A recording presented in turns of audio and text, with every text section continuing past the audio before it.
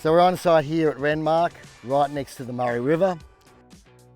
Now I'm standing in front of some pretty decent sized cables. These are 500mm aluminium flex. So effectively, I'll just walk through here.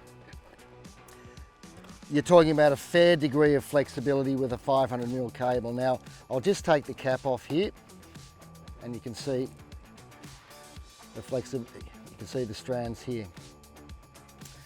Now these rolls have been pre-cut before we receive them, so it varies in lengths of 30 metres up to 60 metres. Now let's get down to the specs of this particular project. What we're talking about is a 11 kV feed, as you can see, and it is being connected to two transformers. The first one being a 1500 kVA transformer, and the second one slightly smaller at 1000 kVA.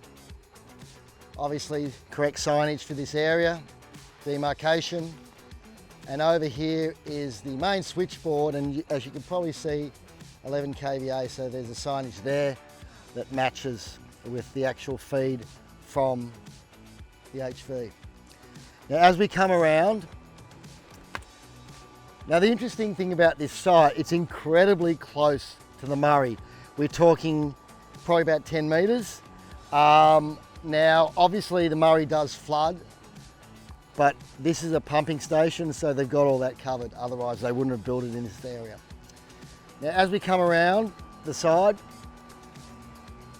we can see the cable tray, okay, coming up. So sweeping over that galvanised pipe structure.